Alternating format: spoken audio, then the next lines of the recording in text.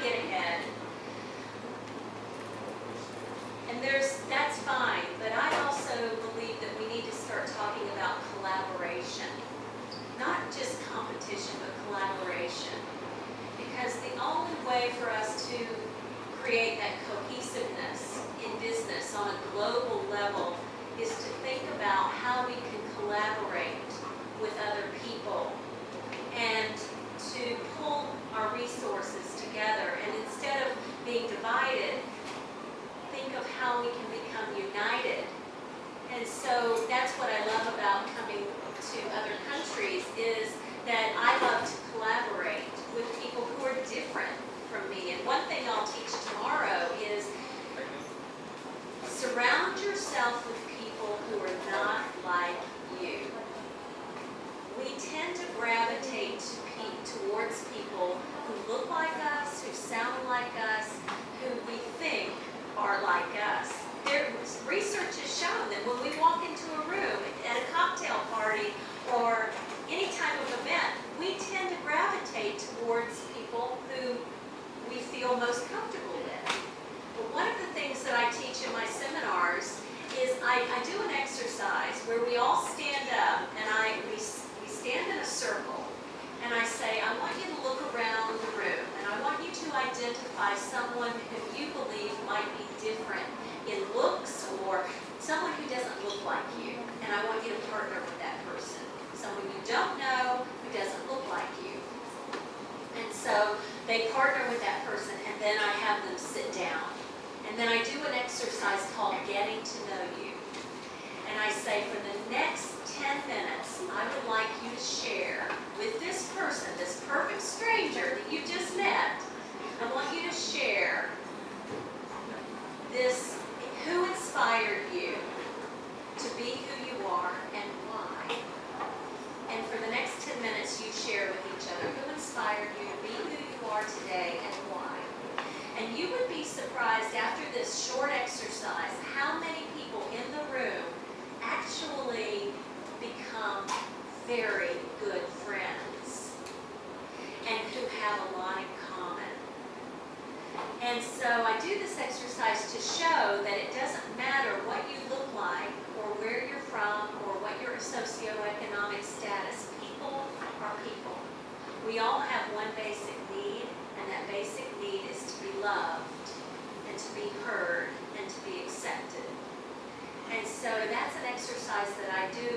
And wouldn't it be great if we could learn to do that in business? In business, because that's the place where we need it the most. And so tomorrow, when we talk about branding, I'm going to be talking about how you really brand yourself from the inside out. Not just the outside, but the inside out, and how you connect with other people. I don't mean on a surface level, but a deep connection. And that's really difficult for some people. But after tomorrow, we'll all have the tools and how to do that. I have a question. Unless somebody else wants to have a question, I just want to. I was intrigued when you were telling us that you're redesigning or rebranding yourself at the present. Yes. So, would you, if you don't mind, can you tell us what's your original branding Yes. and where are you headed from Yes. this branding? Well, I'll share with you something very personal. I was married for almost 18 years, and I was with my husband for 22 years. And last year, we decided to part ways. And so, when you are identified as a wife or a mother, that is your brand in some ways on a personal level. And when something is stripped away from you, when a title is taken away from you, whether it's your decision or someone else's decision, it forces you to create another brand for yourself. So I'm having to rebrand myself as a single professional woman. Not that I was not professional before, but it's different now when you're 50 you're finally out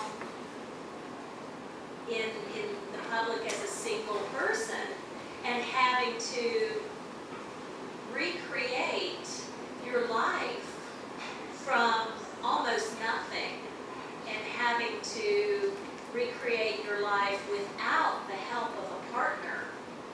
And so it creates independence. It forces me to be strong, courageous, do some things that I might not ordinarily do in my life, make decisions that I never had to make before. And so each time we have a setback in life that we think is a setback, whether it be personal or professional, and I told you I was laid off from every single job I ever had, that was a setback in my mind. But what it did was it propelled me to become what I was meant to become. But more importantly, it gives me empathy for people who have been through the same thing.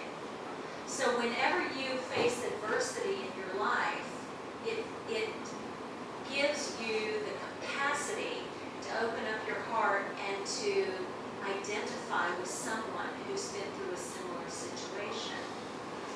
And so something that can be viewed as shameful or embarrassing can also be turned to something more positive. So that is what I'm going through now. I'm trying to figure out and navigate this whole new world, and to do it by myself, independently, courageously, gracefully, and with diplomacy and dignity. And so that's what I mean about creating a personal brand. But if I were to be angry, and